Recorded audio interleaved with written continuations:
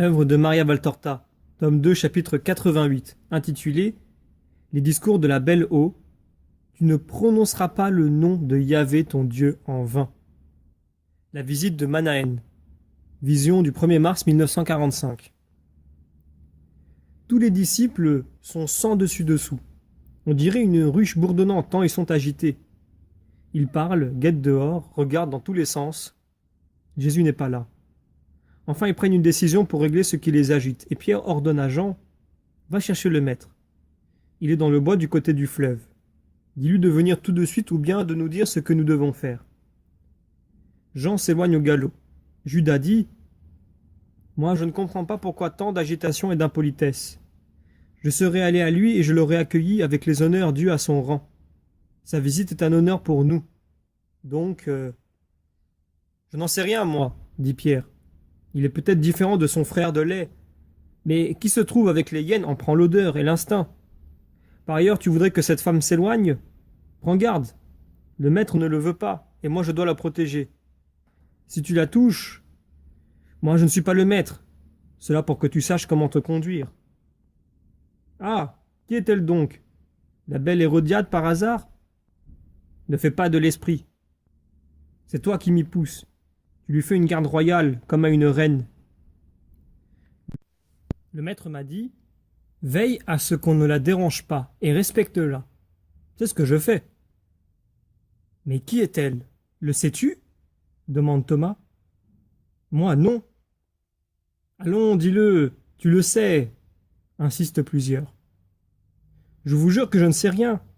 Le maître le sait sûrement, mais pas moi. » Il faut le lui faire demander par Jean. À lui, il dit tout. « Pourquoi? » dit Judas. « Qu'est-ce qu'il a de spécial, Jean?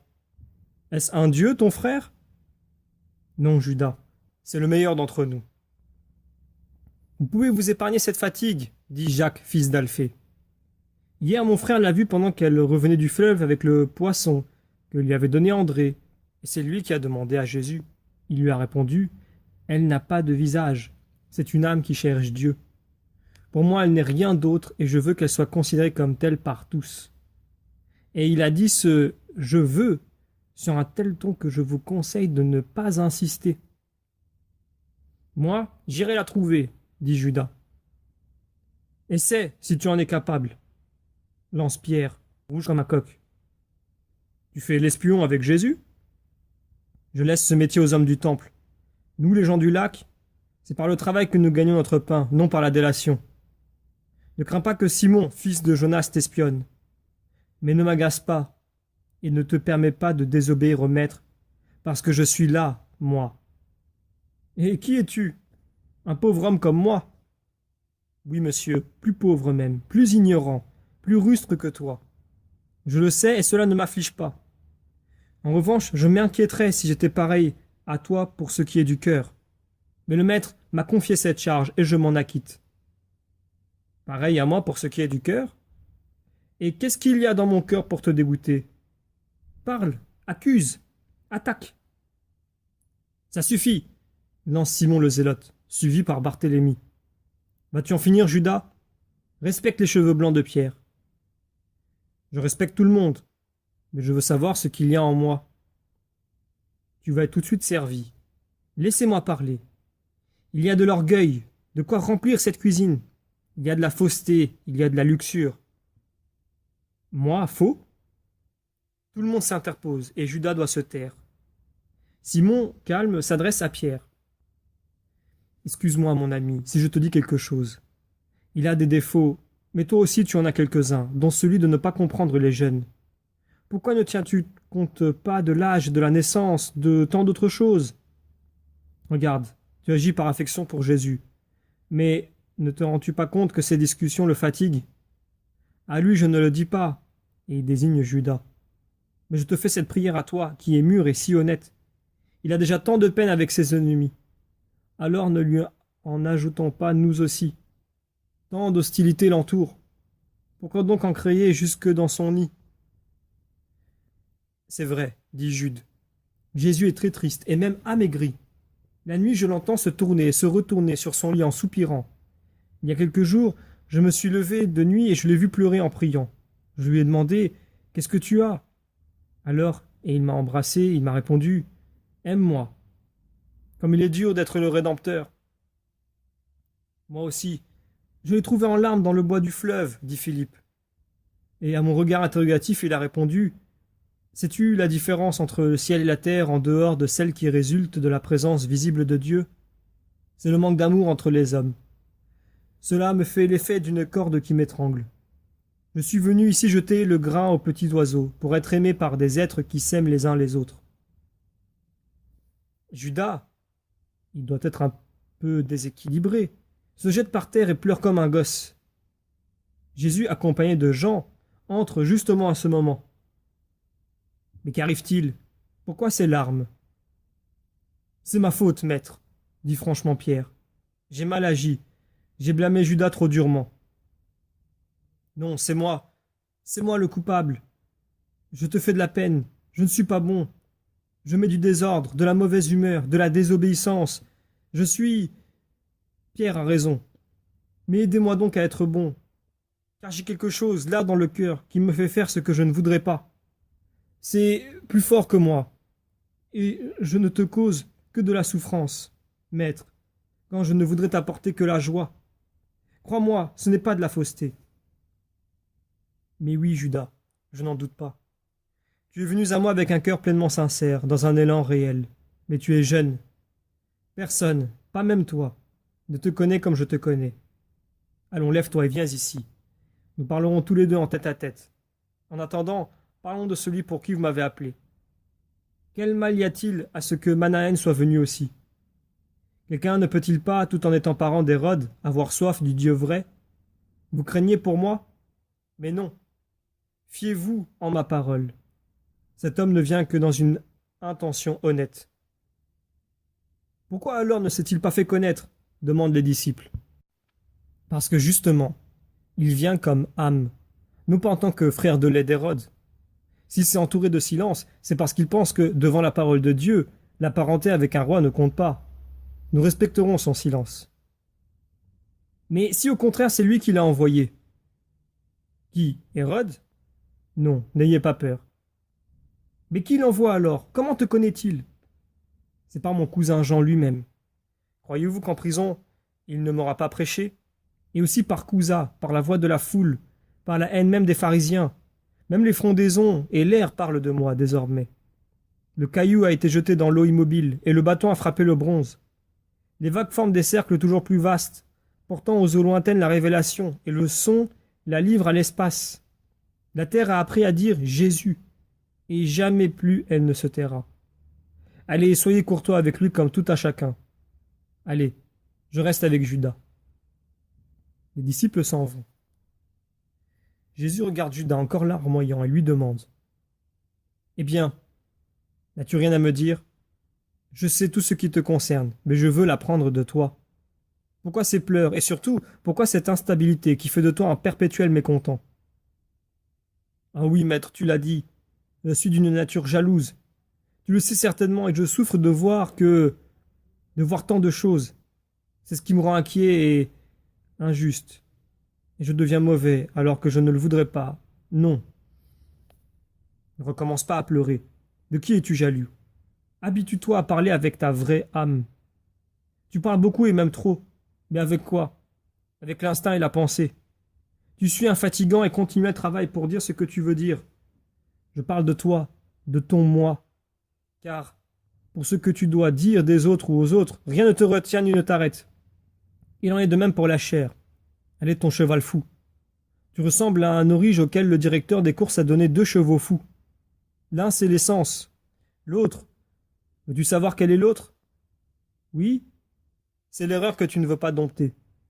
Toi, qui es un aurige habile mais imprudent, tu te fies à ton savoir-faire et tu crois que cela suffit. Tu veux arriver le premier. Tu ne perds pas de temps à changer au moins un cheval. Au lieu de cela, tu les excites et les cravaches. Tu veux être le vainqueur.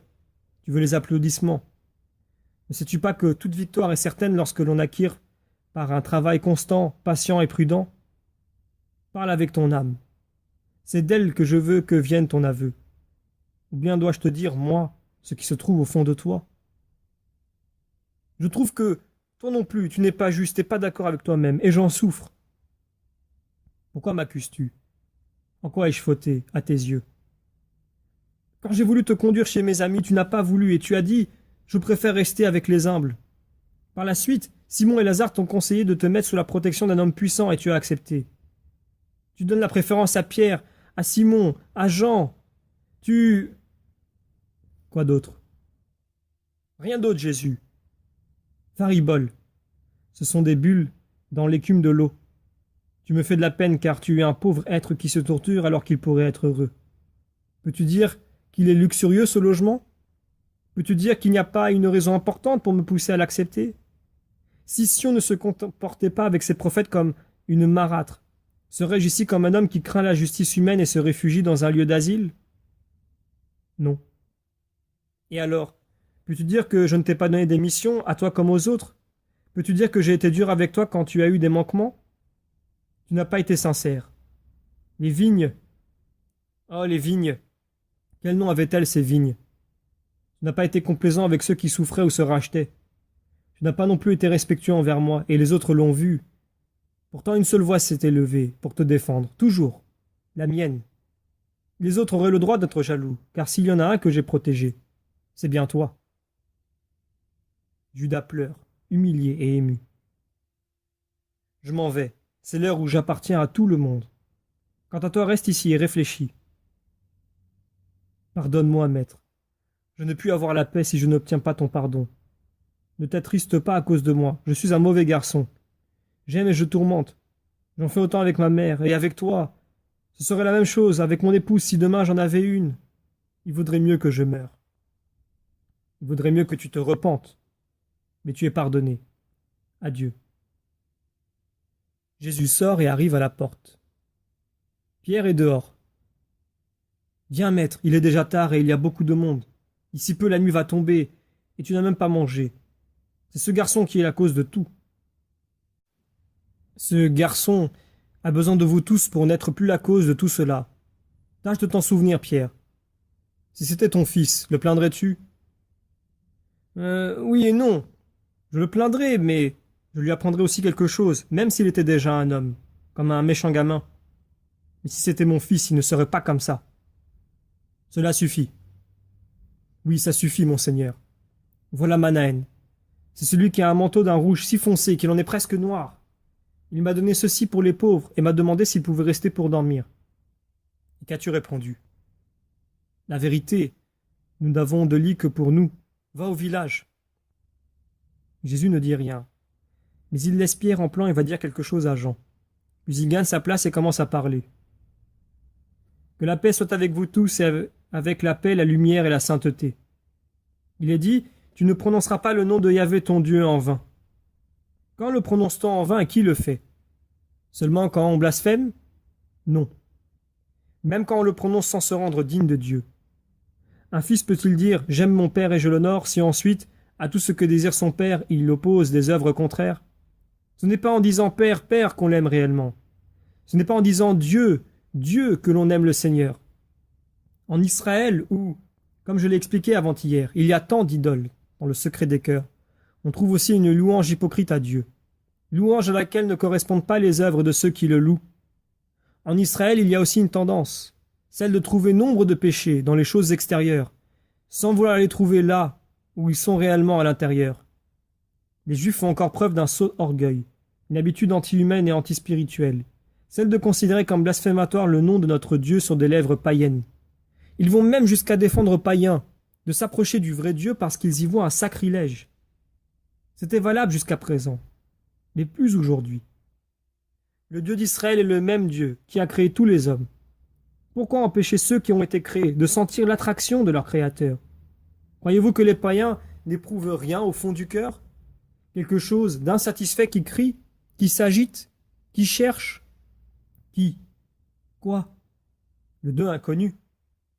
Et si un païen tend de tout son être vers l'autel du Dieu inconnu, vers cet autel immatériel qu'est l'âme, qui garde toujours un certain souvenir de son Créateur, croyez-vous que Dieu repousse comme une profanation l'offrande de son âme qui attend d'être possédée par la gloire de Dieu, comme le fut le tabernacle érigé par Moïse, selon l'ordre qu'il avait reçu, et qui gémit jusqu'à ce moment? Et prenez-vous pour un péché cet acte, suscité par un honnête désir de l'âme qui, éveillé par des appels célestes, répond « Je viens » à Dieu qui lui dit « Viens » Croyez-vous qu'il soit saint, le culte corrompu d'un Israël qui offre au temple les restes de ses plaisirs et entre en présence de Dieu et l'invoque, lui, de très pur, avec une âme et un corps où les fautes fourmillent comme des vers? Non. En vérité, je vous dis que la perfection du sacrilège se trouve en ce juif qui, avec son âme impure, prononce en vain le nom de Dieu. Vous le prononcez en vain lorsque vous savez, et vous n'êtes pas sotte, que à cause de l'état de votre âme, c'est inutilement que vous le prononcez. Ah, je vois le visage indigné de Dieu se détourner avec dégoût quand un hypocrite l'appelle, quand quelqu'un l'invoque sans se repentir. J'en éprouve de la terreur. Moi qui pourtant ne mérite pas ce courroux divin. Je lis dans plus d'un cœur cette pensée. Mais alors, en dehors des petits enfants, personne ne pourra invoquer Dieu, puisqu'il n'y a dans l'homme qu'impureté et péché. Non, ne dites pas cela. C'est par les pécheurs que ce nom doit être invoqué, et par tous ceux qui se sentent étranglés par Satan et qui veulent se libérer du péché et du séducteur. Ceux qui le veulent. Voilà ce qui change le sacrilège en supplication. Vouloir guérir. Appeler le puissant pour être pardonné et pour être guéri. L'invoquer pour mettre en fuite le séducteur. Il est dit dans la Genèse que le serpent tenta Ève à l'heure où le Seigneur ne se promenait pas dans l'Éden. Si Dieu avait été dans l'Éden, Satan n'aurait pu y être. Si Ève avait appelé Dieu, Satan aurait été mis en fuite. Ayez toujours dans le cœur cette pensée, et cette sincérité, avec cette sincérité, appelez le Seigneur. Ce nom est salut. Beaucoup d'entre vous veulent descendre au fleuve pour se purifier. Mais purifiez-vous le cœur sans cesse, en y écrivant par l'amour le mot Dieu. Pas de prière menteuse, pas de pratique routinière, mais de votre cœur, de votre pensée, par vos actes, par tout vous-même, dites ce nom, Dieu. Dites-le pour ne pas être seul, dites-le pour être soutenu, dites-le pour être pardonné. Comprenez le sens de la parole du Dieu au Sinaï. On prononce en vain le nom de Dieu si on n'essaie pas de changer en bien. C'est péché. Ce n'est pas en vain lorsque, tel les battements de votre cœur, chaque minute de la journée, chaque action honnête, chaque besoin, tentation et souffrance, vous ramène sur les lèvres cette parole d'amour filial. Viens, mon Dieu. Alors en vérité, vous ne péchez pas en invoquant le saint nom de Dieu. Allez, que la paix soit avec vous. Il n'y a pas de malade. Jésus reste les bras croisés, adossé au mur, sous l'appentis, où déjà descend l'ombre. Il regarde ceux qui partent sur leurs ânes, ceux qui, poussés par le désir de se purifier, se hâtent vers le fleuve, ceux qui, à travers champs, se dirigent vers le village. L'homme vêtu de rouge très foncé semble incertain de la décision à prendre. Jésus le suit du regard. Finalement, il s'en va vers son cheval. Il a un magnifique cheval blanc, caparaçonné de rouge, au-dessous de la selle, couverte de cabochons. « Homme, attends-moi » dit Jésus qui le rejoint. « La nuit tombe, sais-tu où dormir? Tu viens de loin? Tu es seul ?» L'homme répond « De très loin. Et j'irai, je ne sais pas, au village si je trouve, sinon à Jéricho. J'y ai laissé mon escorte à qui je ne faisais pas confiance. Non, je t'offre mon lit, il est tout prêt. As-tu de la nourriture? Je n'ai rien. Je croyais trouver un village plus hospitalier. Il n'y manque rien. Rien, pas même la haine pour Hérode. Sais-tu qui je suis? Pour ceux qui me cherchent, il n'y a qu'un nom. Frère, au nom de Dieu. Viens, nous romprons le pain ensemble. Tu peux abriter ton cheval sous cet appentis. J'y dormirai et te le garderai. Non, cela jamais. Je dormirai ici. J'accepte le pain, mais rien de plus. Je ne mettrai pas mon corps souillé là où tu étends ton corps saint. Tu me crois saint? Je sais que tu es saint. Jean, Gouza, tes œuvres, tes paroles, la cour royale en résonne comme le coquillage garde le bruit de la mer. Je descendais chez Jean, puis je l'ai perdu, mais il m'avait dit « Quelqu'un de plus grand que moi te recueillera et t'élèvera. » Ce ne pouvait être que toi. Je suis venu quand j'ai su où tu étais. » Ils sont restés seuls sous l'appentis. Les disciples parlent entre eux près de la cuisine et ils guettent. Simon le Zélote, qui était aujourd'hui chargé de baptiser, revient du fleuve avec les derniers qui ont reçu le baptême. Jésus les bénit et puis il dit à Simon: « Cet homme est un pèlerin qui cherche un abri au nom de Dieu. Et au nom de Dieu, nous le saluons comme ami. » Simon s'incline, et l'homme également. Ils entrent dans la pièce et Manahen attache son cheval à la mangeoire. Jean, averti par un signe de Jésus, accourt, apportant de l'herbe et un seau d'eau. Pierre accourt aussi avec un lumignon à huile car il fait déjà sombre. « Je serai très bien ici. Que Dieu vous récompense, » dit le cavalier. Puis il pénètre entre Jésus et Simon dans la cuisine éclairée par un feu de brindilles qu'on a allumé. Tout se termine.